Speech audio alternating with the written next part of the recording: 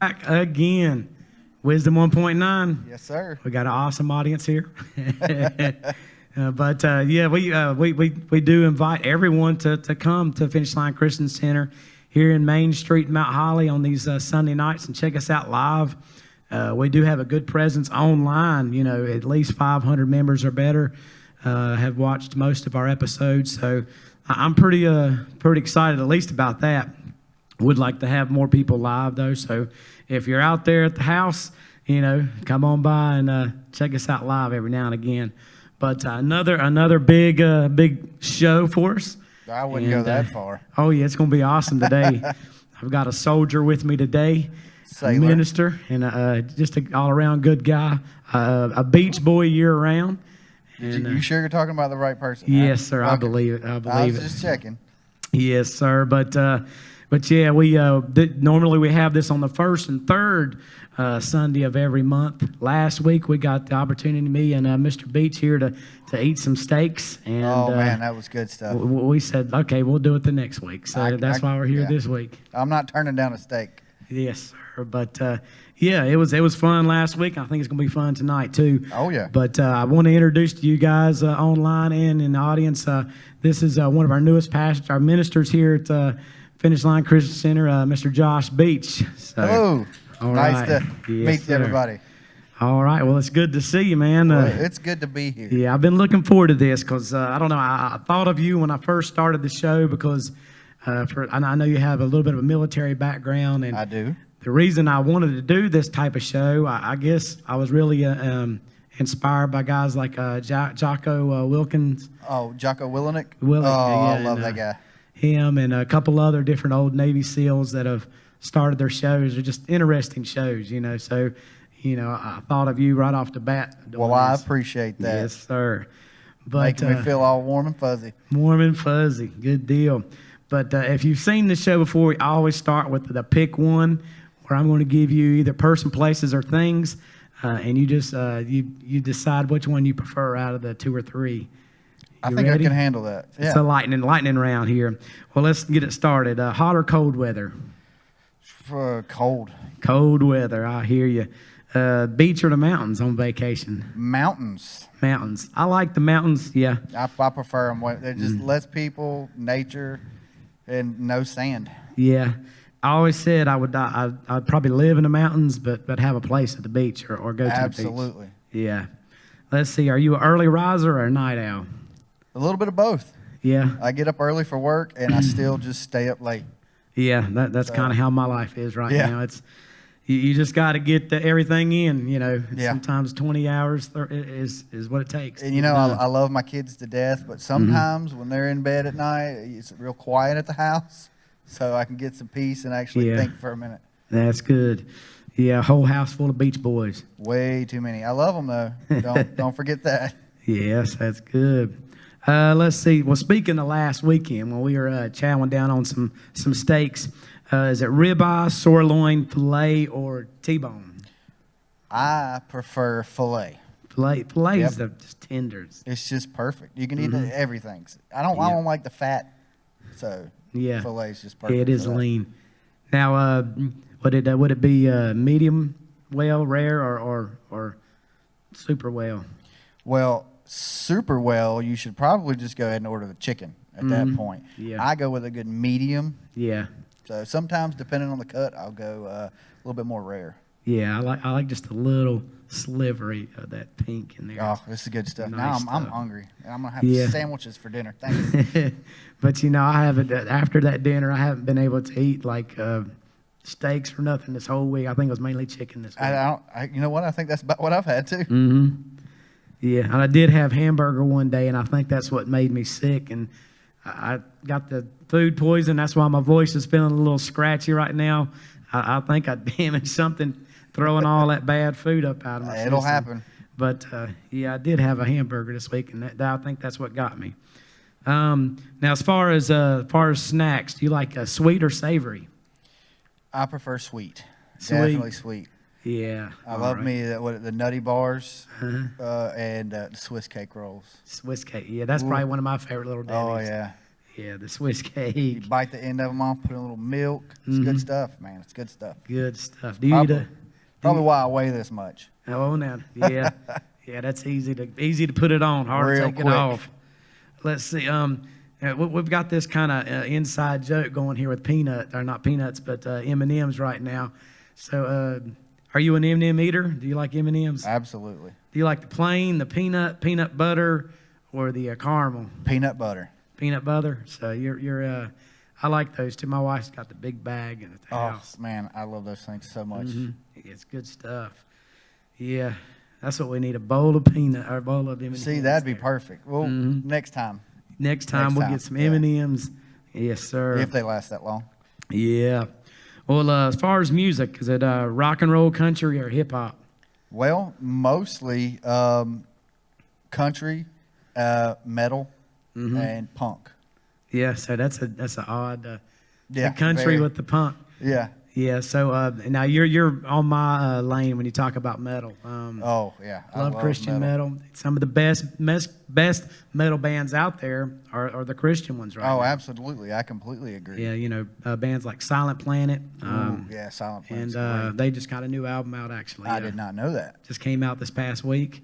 For Today, which is not together anymore, but still a great band.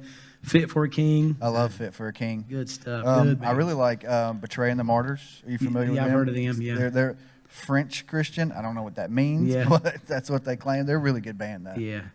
So, check some of these bands out if you're watching. You're like, what are they talking about?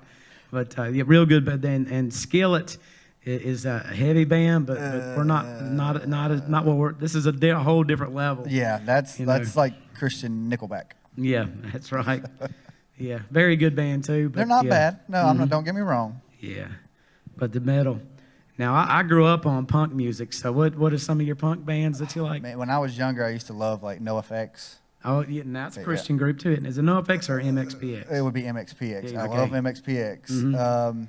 And then a lot of the earlier, obviously, I grew up in the 90s and 2000s, so a lot of the pop punk, Blink 182, things that was where it was at for me. So.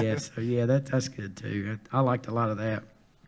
Yeah, but I go back to the Black Flag and the Kennedys and all that old metal. I listened to a lot of that older punk growing up. It's just I don't even know how I got started listening to it, to be honest with you.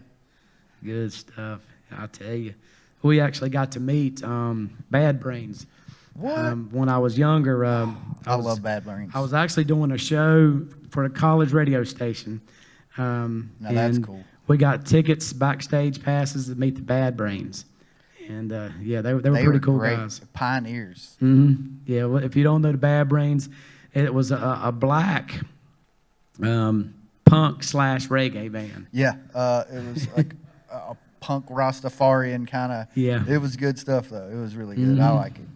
Yeah, really nice stuff. The PMA effect. If they were all about being positive, but being punks at the same time. It was a weird conundrum they had going on there. It is, I tell you.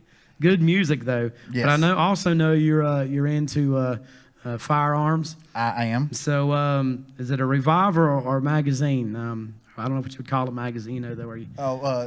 Like semi-automatic or revolver. I personally always carry a semi-automatic. Okay. So I carry a Glock 19 on the daily. Yeah. So that's and we'll probably talk a little bit more about your works for me. I don't know if you want to call it obsession, but just your love for we'll firearms. go with love. Yeah. Yeah, we'll go love. with love. There you go. Obsession might be a little much. I don't need to be put on any lists. Or anything, That's true. Let's see. And the question that I've been asking everybody, it started out as almost a joke, but everybody's liking it so far. Is it Ric Flair or Dusty Rhodes? Oh man, that's a tough one. Yeah. I'm gonna have to go with the Nature Boy. Nature Boy. Yeah, he's been my man for years. But I have a lot of people have said Dusty Rhodes here lately. I love Dusty Rhodes, but Hacksaw Jim Duggan was a good one too. Yeah. I was a big Bret Hart man growing up. Yeah, Bret Hart, he's on my shirt right here. Yes, he is. He's the only one. Him Him and Jake the Snake on this shirt here. That's the only two still alive on this shirt. We were looking earlier. That's a dangerous shirt there. That's pretty bad because it's not a bunch of old guys. No, not at all. Man, I tell you. But anyway, let's get into some more serious ones. What about the Old Testament or the New Testament? Oh, man. Well, my favorite book is Job. Mm-hmm. So I really appreciate the Old Testament, but I just have a special love for the New Testament. Yeah.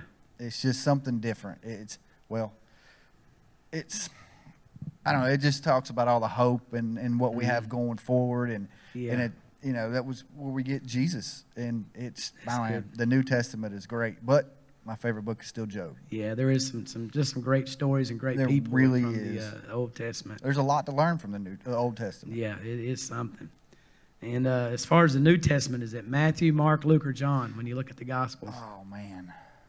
Well, John is always a go-to when I look, but I guess my second would be Matthew. Yeah. I don't really know why. It just is. Yeah, it's nice because it's 4 different stories about the same thing. It's just different coming perspectives. From 4 different points of view. It's great. I love it. It's like you're getting a 360 view of everything that's going on, and I like, when I read or watch things, I really like to see different perspectives of what's going on, and the Gospels is a fantastic example of that. Yeah, it does. It gives you a fuller picture of it. It's a full picture of your salvation. That's a good way to put it. It really is. And I always say that if you find in all 4 Gospels the same exact thing, which happens, God's trying to tell you, you might want to pay attention. Might want to dig a little deeper. Keep on reading. Oh yeah. And since you do have a military background, I wanted to throw this one in there. As far as 3 kind of generals or warriors from the Bible, Joshua, Gideon, or King David. Obviously, I'm going to have to go with Joshua. But King David was pretty awesome too. Yeah. So, but obviously Joshua for obvious reasons. Yeah. That is my legal name. So that's right. Yeah. You can always say that. Hey, I wrote that one. Yeah. Well. That's it. That's what I'm named after too. Oh yeah, that's good. And a lot of people say, Joshua, you're named after the book, or you're named after another family member. But I was actually, from what I've been told, that I was named after Joshua in the Bible. So. Well, that's cool, man, because he's one of my favorites too. He's a good guy. Yeah, he's a good guy. And he had to wait around a while to get that role. Just a little bit. A little bit. But and when I wrote that question down, I got to thinking about how those guys were warriors in a sense of bravery, but also in a sense of there was a lot of cleverness in a lot of the things that they did. They didn't win some of those wars just by regular warfare. They did stuff that nobody had ever done before. It wasn't just brute force. So, and another thing that I like to think about when I think about them is their spirituality. They were fighting a battle on not just our earthly platform, but also in a spiritual platform. Yeah, so that's good. I like to look at that too and think about that when I'm reading those books as well. Oh yeah, it is. And then they also had to have a lot of faith. Oh yeah, absolutely. Another thing about the Old Testament, there was a lot of different types of faith going on. I mean, there is now, but then you had to compete with a bunch of different statues. Yeah. So I mean, it's something.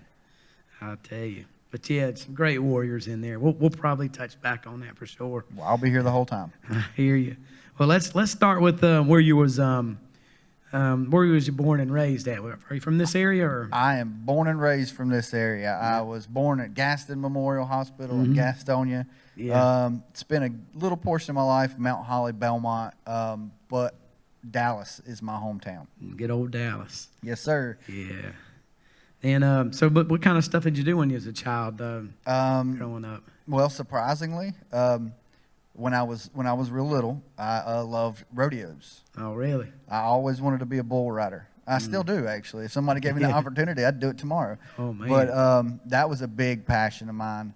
I got out of it as I got older, got into sports. And then since then, it's mostly just been, it was sports and then hunting, fishing, things like that. It's what I spent a lot of time doing. Yeah, so you was kind of a man's man, I guess. Yeah. Yeah, yeah, And I also spent a fair amount of time doing a lot of things I probably shouldn't have. yeah. So, And I think we all go through those seasons. yeah, I think you're probably right. I think it makes us a better Christian. It does.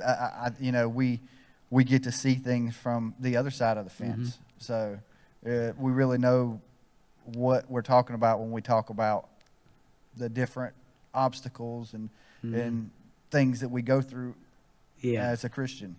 Oh yeah, definitely. I'll tell you. Yeah, if you've been there and done that, you know what not to do. Yeah. And hopefully you can tell everybody else to say, I did it, and I wish I never had, but You know what advice not to give. That's right. So, Yeah, I think we've all had those seasons.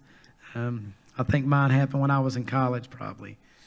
well, I skipped out on that whole college thing. Yeah. So, Yeah, I was there. So probably it's did a good lot of time. stuff I shouldn't have. But, oh yeah. Oh man. So did you grow up in a Christian home, or was Yes and no. Mhm. My mom is a Christian. She's been a Christian for as long as I can remember. But we didn't necessarily go to any specific church or anything like that. She always spoke about God and Jesus and salvation.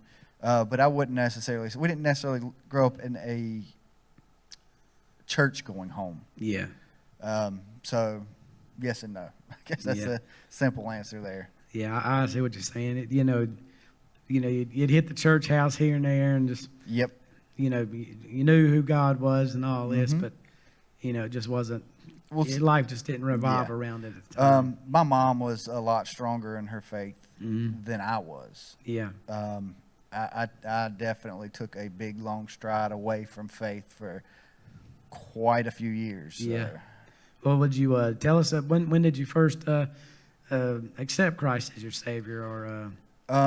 Well, I guess as a child I did. I remember it was at Catawba Heights Church of God. God, I just ran into the pastor not long ago. He retired.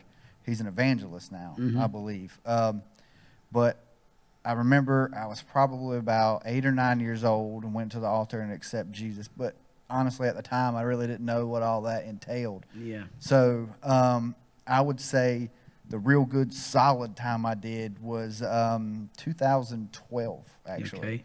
I was in Kuwait, and I went through a pretty significant life-changing event. Yeah. And I didn't know where to go, who to turn to. I mean, obviously I'm on a military base. I can't go anywhere. Yeah. But I always remembered being told that no matter what you're going through, that God is always there to listen. And I just started talking. Yeah. And now here I am. So it's been a interesting ride, to say the least. I hear you. So it was in Kuwait. Now I guess. So let's talk a little bit about that. I know you had a pretty interesting military career. I did.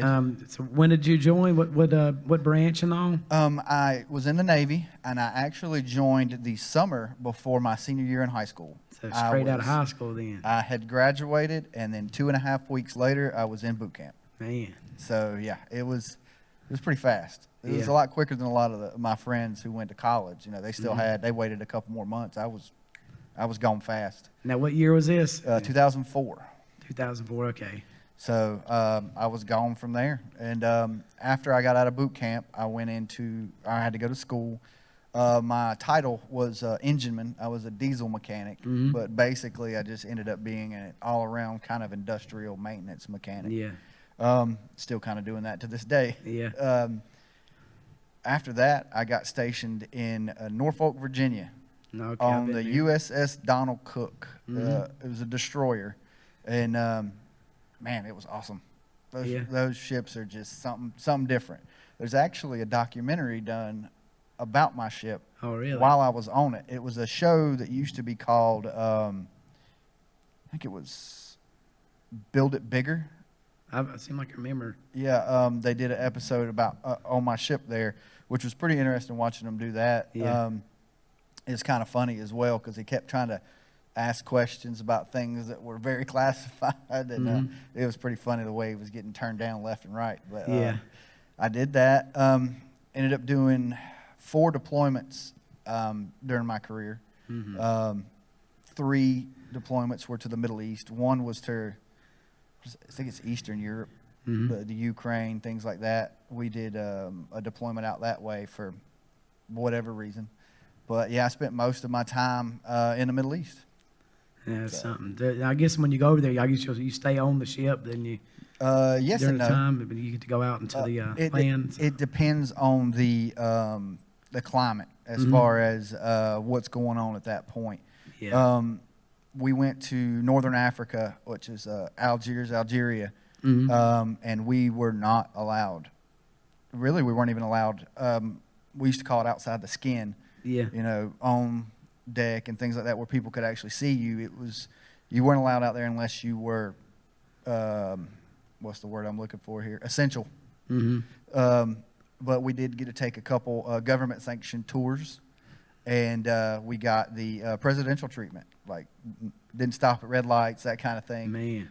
Which was pretty cool. I mean, it's nice getting to see places that most Americans will never see. Yeah, it's true. And we actually got to go to a, I don't even remember what it was for, but it was a very special dinner.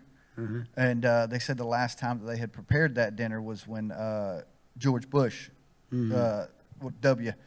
Yeah, was the older one. Yep. Yeah. Well, the younger one. Young one, yeah. When he was in the country was the last time they did this, was how special it was. And that was a very interesting evening. They basically brought out a bunch of tables, you know, like your little card table size, and it had a whole entire lamb on it. It was like 5 of them. And then started looking for plates.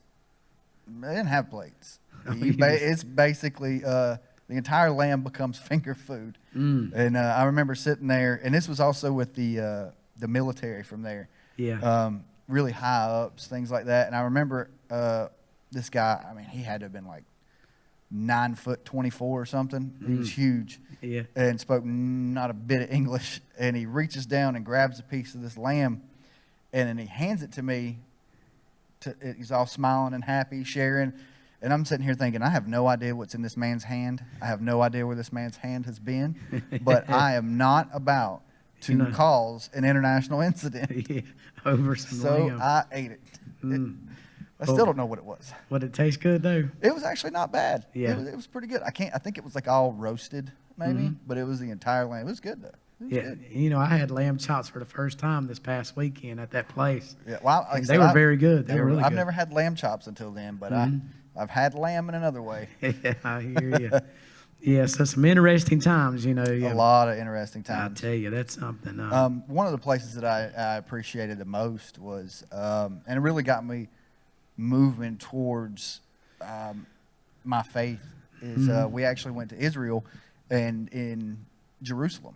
Oh man! So that was a trip that I'll never forget. It was pretty life changing. I would say. You got to spend a little time in the Holy Land then. Yeah, I did, and it was awesome.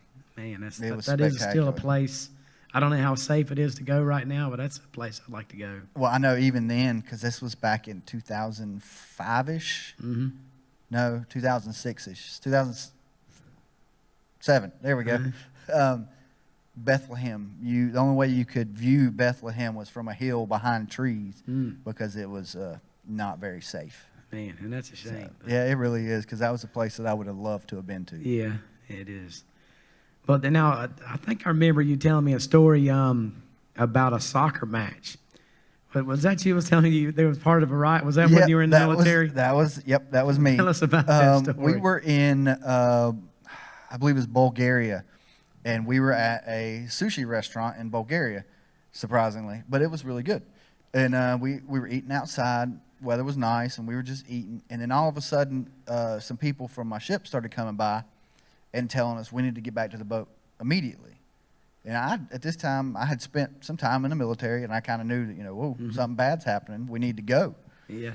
And we get up, we had to pay the bill first. We paid the bill, got up to leave, and as we're walking down the street, we're not even, 20 feet from the restaurant, and this massive crowd of people just starts coming down the road. And I've never seen like this in my life. And apparently it was Bulgaria, and I don't know who they were playing, but it was this big soccer match. And there is their big rival, and Bulgaria won. Yeah. And they were just storming down the streets and things like you see like in Ohio State and stuff like that. When they win, they flip over cars. Well, they were just marching down the street, and there was like 5 of us, and we didn't know what was going on. We were just kind of panicked for a second because they're between us and safety. But the most surprising part, and I'll never forget it, it plays in my mind all the time. I could picture it like yesterday. They saw us crossing the street, and I guess they realized we were American. They knew our ship was in. They literally parted like the Red Sea and let us cross the street. Man. There was no problems, no issues, nothing happened. I was really shocked by that, but I was in the dead center of a soccer riot. That is something. So you've had some pretty interesting life so far. I've done some interesting things. Yeah. That is, I like that though. You know, we planned just a few years ago. For years we were like, let's go to Myrtle Beach, let's go to Gatlinburg, that kind of thing. You know, they're fun to go to. We said, we're not doing this anymore. We're going to somewhere different every year. So we've got to go to some tropical places and stuff here lately. That. And you got to get out and see the world. I highly recommend it to anybody. You know, it really changed my perspective on a lot of things. You know, obviously we live in the greatest country in the world. I'm not gonna argue with anybody about that because it's the truth. But this world is a lot bigger than the United States, and man, there is an awful lot of stuff to see out there. And it is amazing because you really get to see how young the United States really is when you go to some of these places. Oh, I know. It's mind-boggling. Yeah, so, I encourage people, go out and see the world. Yes. And while you're out there, tell them about Jesus. Yeah. I mean, spread that gospel. I tell you. Now, you were saying, I know you said you were in Kuwait whenever you finally decided, I really need to get back with God. And it's funny, I probably told you about a guy named... I've lost his name. Chad Wright. I remember that. A Navy SEAL guy. He's a Navy SEAL. He tells his testimony. He actually has a podcast where a lot of the Navy SEALs talk about their military background, and he barely hits on that. He mainly talks about Christ, in his podcast. But his testimony, he's in a place like Kuwait or in a Middle Eastern country that's very unsafe, and he tells his testimony where there's like a sense of a demonic sense over the place that they're staying in, and he has a pastor start praying over the place that they had to stay in, and he's seen that sense just lift off, that negative feeling lift off of everybody in that place. And so as soon as he got back home, he said, I'm getting with Christ. And I've definitely seen some places that you can just tell that it's just not where you want to be. It's just not good for a lot of people there. So I continue to pray over some of those places. So. Yeah, and and even the traveling I've done, it's mostly been in the tropics, and there's some beautiful areas, but you don't have to travel very far from those beautiful areas to see some very poor, very rough areas. Oh yeah, and, real quick. The difference between the resort and the actual real place is very, very different. So the people all over, they need prayer, they need love, they need Christ. It everywhere. Yeah, and that goes all across the world. Everywhere I've been, you have your nice places, but then it's just a blink of an eye when you're out of the resort range or the nice range, and it's terrible, horrible conditions for people. So we are definitely blessed. As crazy as the world is, crazy as the government seems to be right now, we are still a very blessed country. Absolutely. God is still watching out for us for whatever reason, and I hope He continues to do so. Yeah, we've got to do that. But let's talk a little bit about now how did you end up becoming part of the Finish Line family here? Well, actually, it all, my oldest son was playing baseball, and one of the coaches, he attended this church. He invited us to a cookout that night to kind of get to know the other parents, and kids could get to know each other, and which is something that I normally would have said no to. Mm-hmm. But for whatever reason, I decided to go. Me and my family went, and we had a good time. And that evening, they invited us to go to church with them the next day. And we said, sure, why not? Which was, we had been attending another church off and on, but we had recently moved. And the church we were attending was actually in Clover. Yeah. So it became quite a hike for us to go. It was a great church, but it just wasn't home for us. And, well, we showed up the next day, came to church, and, well, I'm still here. Man, that's awesome. I walked in, and it was, I know it sounds very cliche, but I really felt at home. Yeah. I immediately felt loved, cared for. People were interested in our stories, were interested in us in general, and they were really interested and concerned about our journey with Christ. And you know, that to me is super important in a church. And if, you know, whether it be Finish Line or somewhere else, you go. One of my big things is that, are you concerned about my walk with Christ? And I definitely felt that here. Yeah. Yeah, it does. It has that family atmosphere to me too. It does.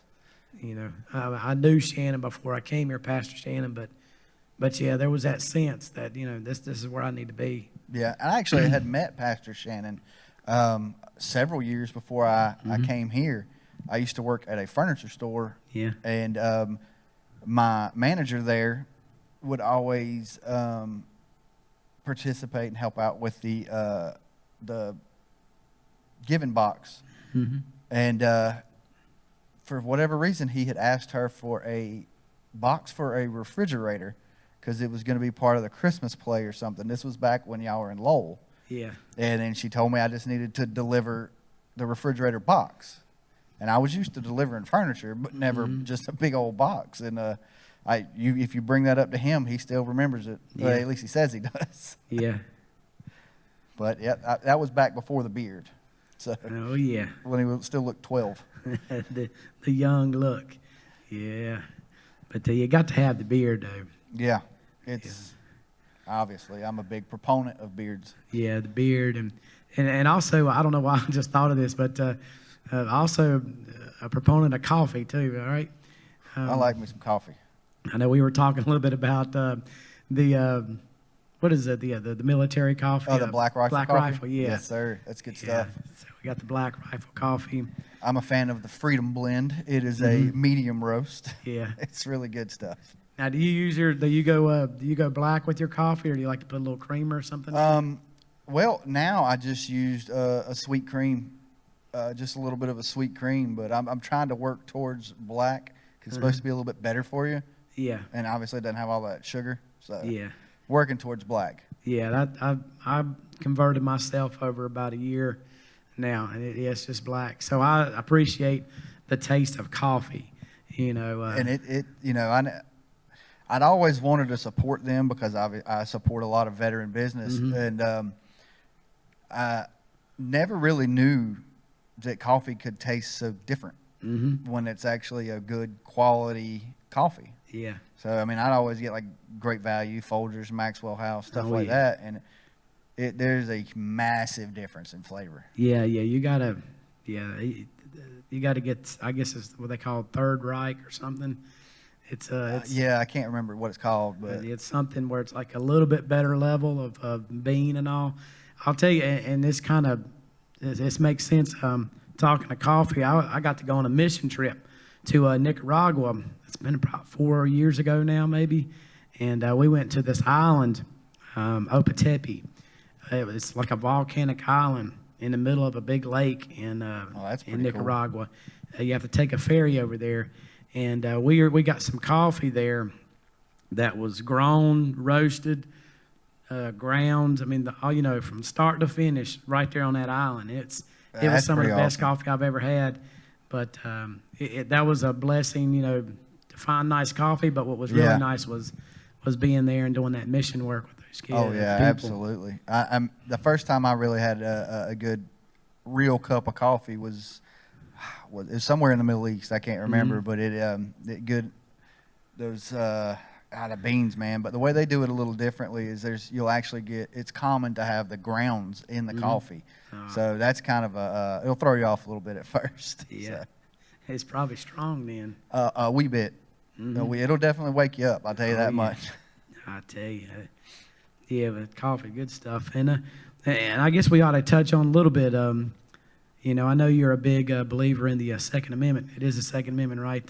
Yes, sir, to bear arms. So would you say that being in the military was where you kind of found yourself interested in firearms? And No, not at all. Yeah. It didn't hurt. I got to shoot a lot of guns that I normally wouldn't get to get my hands on. But no, I've actually been a big supporter my entire life. I grew up, you know, around firearms, so I was always comfortable with them. Learned, you know, it's a tool, just like your hammer, and learned safety, you know, a good, healthy respect for them. So it's been a lifelong kind of growing passion of mine. Do you have a favorite one? A favorite one that you have or would like to get? There's a couple. The favorite one I have right now is probably my Glock 19, just because I carry it every day and we're real close. But I'm a big fan of older firearms. I love lever action rifles. I've got about 3 of them now. I just love the way the older, you know, I guess you could say Western style firearms are. I like the revolvers and things like that. So I'm just a big fan of those. And they're easy to work on too. So that's good. Yeah, I tell you. So, you know, and really, I guess where I'm leading up to with all of this is, you know, we talk. You got the military background. You've got the, you know, you enjoy your firearms and all. But would you say there's a place somewhere in this world, and not necessarily firearms or anything, but it goes to the whole warrior thing of, you know, being a Christian warrior. Yeah. Oh yeah, absolutely. It seems to me the world needs some more Christian warriors. Oh, absolutely. And, you know, would you be willing to speak on that? What is your view on us getting out and waking the nation up a little bit? You know, I guess my view has always been Jesus wasn't as soft as a lot of people like to make it seem. You know, he even tells us to sell your cloak and get a sword. Yeah. But we have the opportunity, you know, as a Christian warrior or even a Second Amendment advocate, to get out there and reach places that some other people can't, because, you know, as much as we like to think that everywhere is safe and wonderful, it's not. So we can definitely be a bridge to areas that a lot of people can't go to for safety reasons and other things of that nature. Yeah. I mean, you know,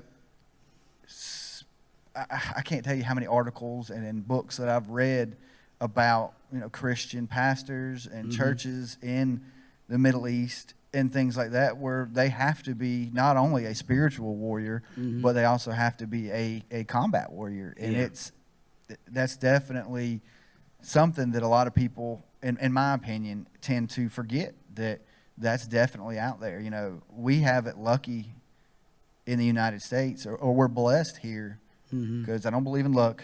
Yeah, blessed is a better word, yeah. We are blessed here that we don't have to fight for our lives just to get to church. Yeah. You know, and then in China, you can't even have a Bible.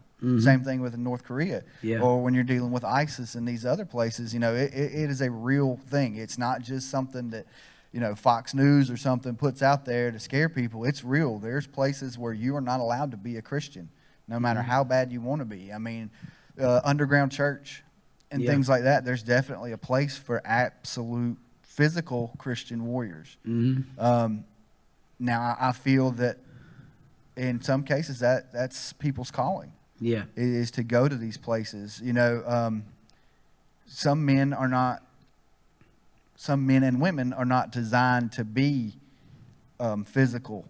Yeah. And confrontational and in your face, but there is a place and a time for that type of individual. And in the Christian faith, it's just like everything else. You've got to have those people.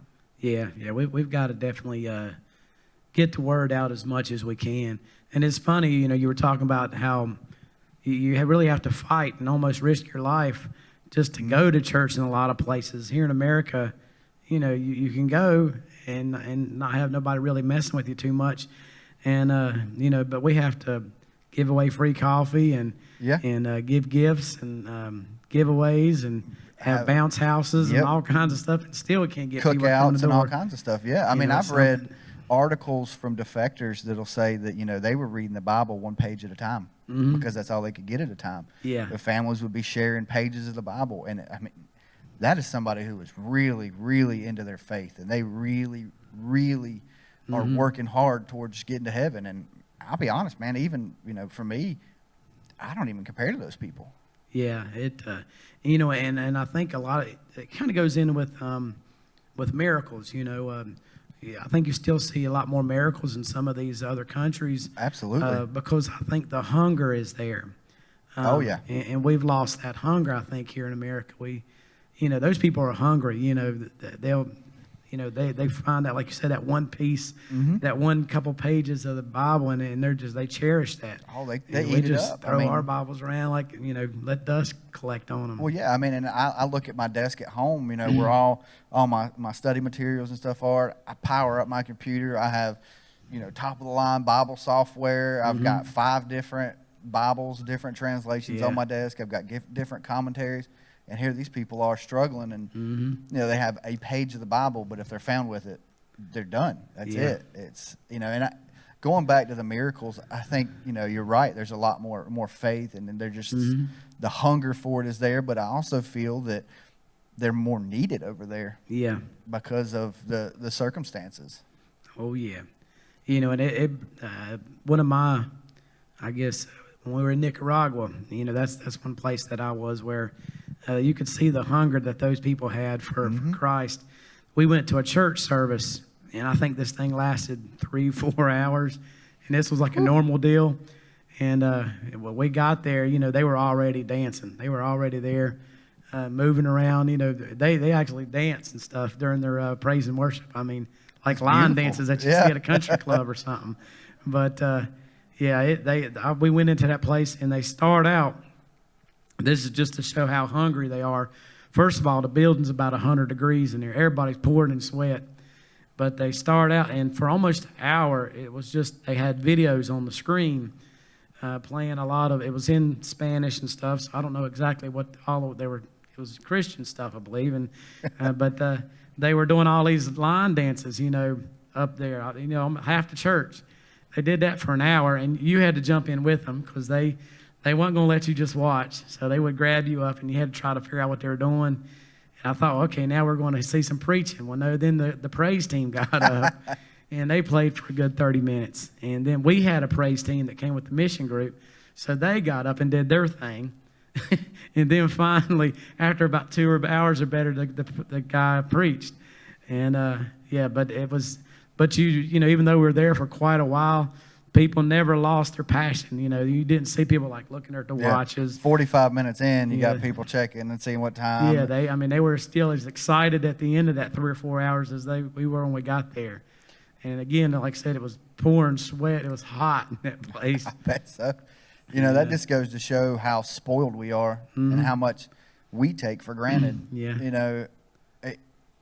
I love this country, and I love my faith. Yeah. And I love my Bible, and I love my church, but we're all spoiled, and to a certain extent, most of us are a little ungrateful. Yeah. Really, I mean, a lot of people just kind of wake up. They might read their little devotional, say a couple prayers, listen to the light. Man, that pretty much sums up their day. And then there's these people like this that are willing to spend a good quarter of their day just worshiping. Right, to me, that's just amazing. Oh, yeah. It definitely makes me feel like an infant in my faith. When I think that I'm leaps and bounds, no, I'm just a tiny little toddler just learning to walk. Yeah. It really gets me riled up to dig deeper into my faith. Yeah, that's good. And well, let's talk a little bit about that. I know, so you became a member of the Finish Line and all, and I guess you've been with us, about how long now? About 2016, 2017. So it's been about 6 years roughly. Yeah, if you say Yeah. so. Yeah. Yeah, and Yeah. but you were just recently named one of our new ministers. This is true. Went through the certification classes and all. But tell us a little bit about from your growth. Some of the things you may have learned, some of the things you may have learned not to do, and things you've learned to do Yeah, since I've definitely over learned a few these things last not to 6 do. years. Well, going into it, I didn't know what to do, period. And I definitely never thought that I would be up here, let alone a part of the team here. Thanks, Ben John. Yeah. Is the first one who mentioned to me that I could see you up there. One that nope, no, Yeah. and then here I am. But I really learned that a lot of the stuff that I had thought and kind of went with wasn't exactly correct. I don't necessarily believe you need to have a polished faith. Yeah. But it wasn't even in the same realm, some of it. I learned how to carry myself a lot better, especially when speaking and when presenting the gospel to others. A lot of it had to do with studying, reading my scriptures, which was always a difficult thing for me. I still find it tough sometimes, That's why I have so many different translations. But that was probably the biggest one for me. That and how I carried myself in general. The things I used to do and the things that I know now that are not becoming of a Christian. So it's not just so much as learning and reading and doing your devotionals and things of that nature. It's a whole lifestyle change, and that's what to me I guess was the biggest thing was learning that I can't do the things that I used to do and turn around and say that I'm a Christian on Sundays. Yeah. So that was a big eye opener for me. Yeah, that's good. So you learn that you have to walk the walk, Yeah, you can't just talk. You got to walk it as well. That's true, and it makes you think. Every decision you make, not just at church, but outside of church, And it's like the old thing where people will get into a discussion about should you drink alcohol as a Christian. Well, it's not a sin, but you got to think about your ministry to someone. Yes. They may see you drinking that one drink, and maybe you only had that one, but they may see you as, there's a drunk, man. I used to go to that church. I ain't going there no more. Just a bunch of drunks running. And all you did was have the one. So, you kind of have to walk a different line, And it's like Pastor Shannon uses the example of Schlotsky's Deli over there beside beside Hooters. He says, you could be just going over there for your Cinnabon, and somebody sees you pulling out over there, and bam, it's an image thing, and it's not just for any form of leadership or anybody in the eye of the church. It's for everyday members. If somebody sees you in the wrong place that you didn't even realize you were in, well, they're not a Christian. I can't listen to them. They're lying and all this other stuff. So it's definitely a lot different. As soon as you go under that microscope. That's right. We've dealt with that personally, me and my wife, with being under the microscope for many different things. And this was before I became a minister within the church. It was, people were watching every little thing you said, and man, it's like, good grief, give me a break. Yeah. I didn't say I was perfect. That's I said, right. I'm just working towards heaven. Yeah. So, Yeah, and I think we're hitting on something here is I think people forget that ministry is not just, at the pulpit or talking about Jesus. It really is how you carry yourself. Because when you go to work, they don't pay you to sit and talk about Jesus unless you work at a church. well, a little bit different, yeah. But most of us don't work at full time at a church, so they pay you to do your job. But how you do that job, how you carry yourself, people are always watching. Absolutely. They may overhear you in the break room say something about Jesus or something that they know you're a Christian from some way or another, and so they watch it, even though they may not say nothing. And so that's something I say to the audience too: is know that people are always watching. Represent God. Always think into your mind, is this what God would want me to do? Absolutely. Is this the way? Would Christ do this? Would Jesus do this? Yeah, that was definitely eye-opening for me, is just having everything you do kind of scrutinized to a certain extent, looking for you to slip up, just so they could call you out. But it's in everything from buying your groceries to just walking down the street. It's a little bit more difficult. Yeah, but it's also it's a good thing as well. And not only are they waiting for you to mess up, but a lot of times they're watching you, and I think sometimes they admire something they see in you. And they're like, there's something different about that guy or that girl. Yeah. And they find out that it is the relationship they have with Christ. And, to a certain extent, that's the goal. Is for people to not only know from the things you've said, but how you carry yourself. If you can go out and somebody can just look at you and see that how you carry yourself on a day-to-day basis and say, that guy has got God in him. He's carrying him around with him every day. That, to me, is awesome. Yeah, you didn't even have to say a word about it. Nope. And then, I strive for that. And I know being in flesh, I definitely missed that mark more than I hit it. But it's definitely something that I think we should all remember as well. Yeah, and I once spoke, one Sunday I spoke, and one of my points was we don't need no stinking pulpits. Yep, I remember that. It was based on we don't need no stinking badges from the Blazing Saddles. Yep. There's another movie out there, but and I thought we don't need pulpits to minister to people. Pulpits are nice. They're good for pastors and preachers, but every day, everywhere we go is a mission field. Yeah, pulpits are definitely necessary, but a lot of times you're going to reach people outside of the church, the physical church, and it's everywhere. And it's like, I think, R.C. Sproul actually has a book that's called "Everyone is a Theologian." Yeah, all of us are. You can't just come to church and sit here and go off of what any minister or pastor says.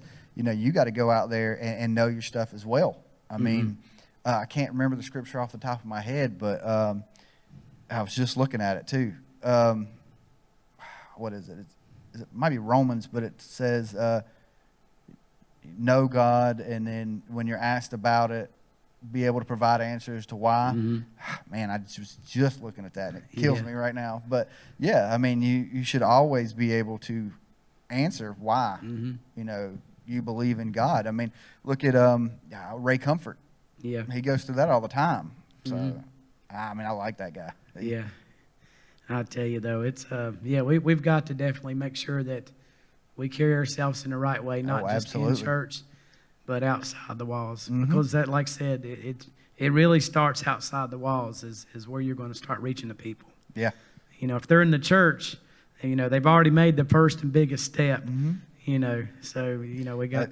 That's definitely true. They've already started knocking on the door.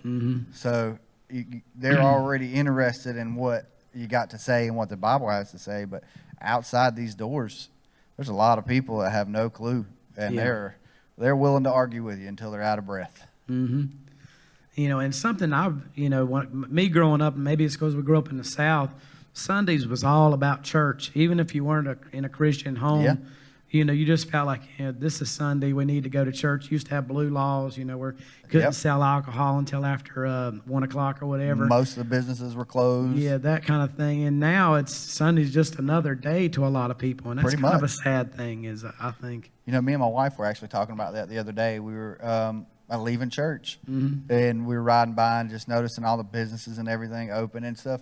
If it was open, it usually closed early, at like 6 o'clock. But now, like you said, nothing's changed. Everything's just like it was on Tuesday. So it is a little sad. Yeah, and, people wake up and, kids are being raised where, Sunday, that's just another play day. It's just another day off, There's never a thought that's went through their mind, maybe we ought to try to go to church. Yeah. But growing up, we went to church, We didn't always live a Christian lifestyle, but we for some reason we were there. We were there just about every Sunday. I guess my grandfather was a pastor, so That kind of helps. Yeah, so I think he kind of like, you make sure you're there. Yeah. But yeah, I just noticed that recently. Just how people just their lives is different. It's a whole different mentality about what Sunday morning means, like these days. Oh, absolutely. I tell you, and when I was wanting to talk about something, especially because your background. Actually, I was just started watching the movie. It was like A Band of Brothers. Have you ever seen that? Oh, that is that is fantastic. I think that's one of the best things ever filmed. And I'm only in about 3 episodes, but it's about Airborne Rangers basically. And I read a book that's really changed my life earlier this year called "Jesus Was an Airborne Ranger." I might have to check that out. This is it was written by an Army chaplain who was an Airborne Ranger. He spent a good bit of his career in the air, doing the airborne type deployments and all. And he's still in the military, but he's shifted over to being a chaplain now. And it's a great book, but it talks. I know we talked on how some people view Jesus as this real timid, sweet guy, and he had that to him, but he was a tough guy too. Yeah, he didn't hesitate to flip tables, man. He had that warrior mentality when he needed to. Yeah. But a great book though. Jesus Was an Airborne Ranger. I'm definitely gonna need. I haven't read that. I'm gonna have to check that one out. Yeah, it's real good. I think you would like that though. It just talks about how we need to not be quiet about things. To let people know. Yeah. And it's not that you have to get out there and beat their heads or with it. Just speak up, or not just speak up, but live up. I know we're talking about how you carry yourself. But yeah, a lot of warriors in the world. But I guess speaking on that a little bit is, what do you think our role is as Christians? If we look at our society or our country right now, it seems like we've kind of turned our back. A lot of the nation's turning their backs on Christ, and what is our role as a church? What is our role, not just Finish Line Church, but church overall? Well, this goes right back into that whole warrior mentality. We've got to stop sitting back. Like you said, a lot of the country has turned its back on Christ, on God, and I get in this debate a couple times, but I truly feel that in America we are being persecuted for being Christian. The baker out of Colorado and things like that. It's time for us. I can't remember the exact numbers, but a good portion of the United States still, on paper at least, claims to be Christian. And it's time for us to stand up and take back our rights. It is built into the Constitution for us to be able to worship freely, but in a lot of cases we're frowned upon for our beliefs. We're mocked for our beliefs constantly. I mean, I had this conversation not long ago, but if you look at it, what is the only religion in the entire world where their God, their Savior is mocked like Jesus is? Yeah. And not just on at the water cooler, but on major media platforms like Netflix and things like that.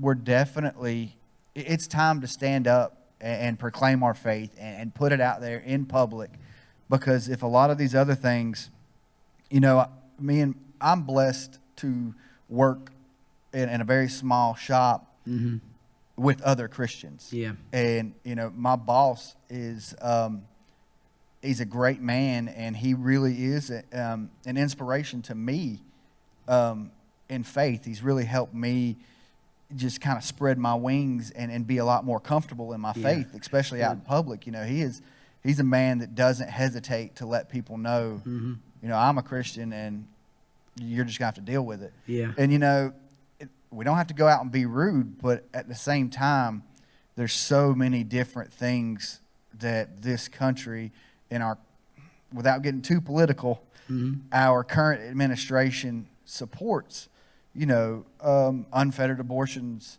and things of that nature. It is definitely time for us to stand up and really bring out that inner Christian warrior and demand that we be heard. At this point, my boss likes to say a lot of times we're a modern day Sodom and Gomorrah at this point. It's getting close to that. Yeah, it's getting much. You know, I obviously I don't judge based on anybody's anything, but I will definitely, I won't hesitate to call you out for your sin. But you know, a big thing that I really wish the church would step up and fight against is progressive Christianity. You know, that is definitely a cancer. And it is definitely stepping out there and really diluting a lot of the Christians in the United States. And it's I definitely think we need to stand up and fight against that. And I think what you're saying is you know, the popularity side of Christianity has gotten very watered down. And you know, we're talking about you've got to turn circles and flips and everything to get people in the door, and we've sacrificed, you know, the grasp and the trueness of faith just to get people in the door. You know, people want to come to see a big show, you know, and instead of coming to learn, you know, it's nice. And we're, you know, a lot of people are flipping and turning and twisting what the gospel actually says itself, you know, saying that scripture doesn't necessarily mean this, or you don't necessarily have to do that. No, I mean, it's pretty straightforward. And then we're having to do all these things just to get people into church, when a lot of modern church is just a fancy coffee house. That's true. So we definitely need to step up. We've got to get back into the Word of God, you know. Absolutely. You know, and make sure that's forefront, that we're teaching that we're not just teaching it, but applying it and living it, you know, daily. The application is key. I've always said that wisdom is wasted without application. There you go. I like that. I'm going to write that down. Yes, that one's, I made that one up too. That's good. I'll put your name on it. But definitely, I mean, you because I always think about the show Jeopardy. You know, those people are super smart. You know, they can answer all those questions about all this, but it's nonsense knowledge. I mean, why do you need to know all that stuff? It's no use, you know. So though you can call these people very smart and wise, but are they really benefiting, or, you know, besides maybe winning a check on this show, are they really beneficial, you know? That's a good point. You know, I've never really thought about that, but that makes a lot of sense. I mean, you know who was the king of, I don't know, Western Australia in 1742. I don't even know if that's a thing, but what does that benefit any of us? You know, a lot of people talk about what benefits society. Well, you know, if you turn to Scripture, that really will benefit society. Oh, yeah. So, and I don't care what anybody says. I mean, this was a nation founded in faith, regardless, and we've definitely turned our backs on that. So, a lot of times we seem like we're like the children of Israel. You know, you know, they would be living hard for God, then they would start turning their back, and God said, "All right, I'll let you just do your thing." And then they come rolling, crying back to Him, and America's a lot like that. I definitely don't want to spend 40 years in the wilderness. I'll tell you that right now. I don't, but I tell you, you look at the state of the country, and you look at some of those stories in the Bible, and it's pretty scary how similar it is. Absolutely. Me and my boss, again, we talk about stuff like that all the time. It's like how much things are mirroring different situations in the Bible, and it really is. It kind of gets the hair standing up on the back of your neck. It's a little frightening. But, you know, and I spoke on this just last Sunday, I think it was, is just, you know, even though the world's kind of crazy, you know, we need to let people know there is good news out there. Oh, absolutely. You know, God is still in control. He still reigns. And we need to realize that, you know, and we need to let people around us realize, you know, he's still on the throne, you know. And we may have lost a few battles, but we're going to win this war. Oh, yeah, the war's definitely not over yet. Definitely not. I tell you, I'm excited, though, to see what God's going to do on Absolutely. things. Every morning when I wake up, I'm more excited to see what He's going to do every day, because He always pulls something out and surprises us. It's beautiful. Oh, yeah. But, Yeah, I do want to plug something though. I understand this Wednesday you're going to be the speaker up here, right? That is correct. I will be back up on the stage Wednesday, one night only. Well, yeah, for now, one night only. Yeah, just found that out this morning. Yeah, he gave you the call, and that's how Pastor Shannon. He'll let you know, the day ahead sometimes. Yeah, well, he did tell me, he's like, well, I'm gonna have you up there soon, so just get ready. And I heard that for a while, and then this morning, I hadn't even gotten to church yet, and my phone goes off. Yeah. It's a text message from Pastor Shannon. Hey, you're preaching Wednesday. Yeah. Get ready. I was like, awesome, thanks. Mm-hmm. No pressure. Oh yeah, but you'll do good though. Yeah, I always enjoy when I get to speak. It's I do too. I'm not as good at it yet, but I do enjoy it. It's a different. It's definitely not something I ever thought I'd be doing, but just being able to share the word it's a good feeling. Yeah. My goal is to reach as many people as possible, but if only one person decides to turn their life around, that's a blessing to me. Yeah. You've done what you needed to do. Yeah. Yeah. Sometimes He's got a whole bunch of people that's looking at you, but it's just that sometimes that message is just for that one person. Yeah. And that's all right, as long as that one person makes the right decision. Reno was commenting because he was up here a couple Wednesdays ago, and he made the comment, and I looked down when I was done, and I'd only went 28 minutes. And here this whole time I was like, man, I'm just praying to make it past 8 minutes. Yeah. Reno did pretty dang good. Yeah, Reno did. We had him up. He's also one of our new ministers too. That's why I wanted to get both of you guys, both the two new guys in the group up here. Reno, he's a character now. He's something different, man. I love that guy. Yeah, he's good. And I think when we look at our team, it's really a very eclectic group. And, to say the least. We all come from different walks of life. We all, have different skills, different styles of presenting our messages.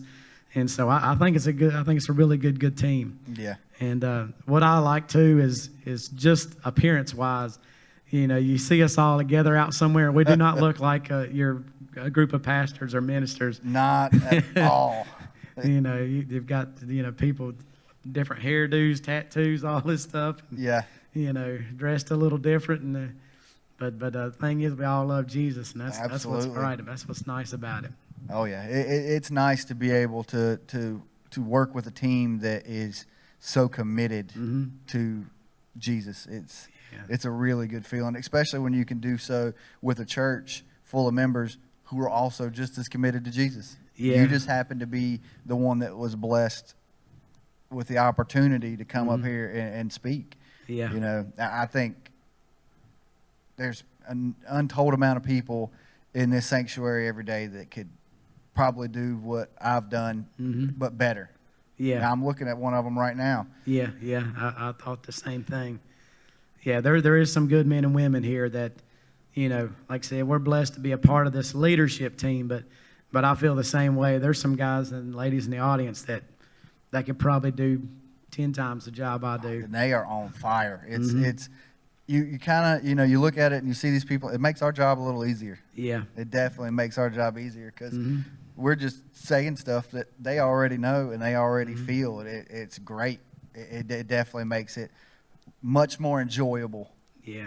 It's not like you're talking to a group of teenagers. That's right. And they're just, on their phones or whatever. Oh yeah, that's tough. You got to compete with a lot of stuff these days. I tell you. Well, listen, it may be about time to wrap it up, but what kind of knowledge or wisdom would you like to leave on? You got any words that you would like to leave with or end with? Yeah. Right. Love your family, love your friends, love God, and pray for your country. That's it, yeah. Without all of that combination, we're sunk. One of those things is gone. It's not doing us any good. And I guess the biggest thing I could say is don't forget the blessing you have being able to come to church whenever you want. Always remember that. Yeah. That we have that freedom to worship as we please and to worship when we please. Never forget that. Yeah, you got to remember the gratitude and the blessings that we have. And, we've got those opportunities. So, we waste them too often. Too often we just, take things for granted. Yeah. And, I know Pastor Shannon says this a lot, but anything that anybody says on this platform, don't hesitate to check back behind them. Oh, yeah. Always. Yeah, definitely. Always do that. And I don't know anybody up here that would be offended in the slightest. If I'm saying something wrong, correct me. Yeah. So, because I definitely don't want to be in the wrong with that. So always do your research for yourself as well. That's very important. Yeah, that is. I'm glad you said that. It is important to, just read that, write down the notes. That's why they're up on the screens here. Write those verses down. If he gives you points, write them down and go back and read over it when you get a few minutes later on in the day. Because, I'm sure you'll find that he's, Pastor Shan's usually pretty right on. He's pretty spot on most of the time. But I think what you will find is that not only that he's spot on, but that I think you'll learn a little bit more. Yep. And one thing that I was, you mentioned it, and I'll close on this too, is, whenever it comes time for you to preach or teach or whatever, it pushes you to study even more. Oh, yeah. A lot of times that helps me a lot as I need that that gold or whatever. I need that speaking engagement or something's going to happen and I got to make sure I'm prepared for it. Yes, absolutely. It keeps me accountable, I guess. Oh yeah, it's that extra push. So definitely being a minister, walking the way God would want you to walk, and being the man He would want you to be. But yeah, I think we may wrap this up. Do you guys have any questions on anything, or you guys pretty good? And John, was there any questions online there, or everybody's just kind of chilling, watching? Seems like we hit all of it. I think we did. I think we did good. We talked about guns and wrestling and military, and I think we had a good, successful chat right now. Well, I enjoyed it. I definitely did. Yeah, I did too. It was good. But I always like to close in prayer, so we'll close in prayer and we'll wrap this thing up. Absolutely. All right. Well, dear Lord Jesus, we just thank you again for another opportunity just to praise you, Lord God. Lord God, and we just ask that you just bless Josh and his family, Lord God. And we ask that you bless those who are watching online and those who are watching here live, Lord God. And we just ask that everybody continues to find some kind of strength and wisdom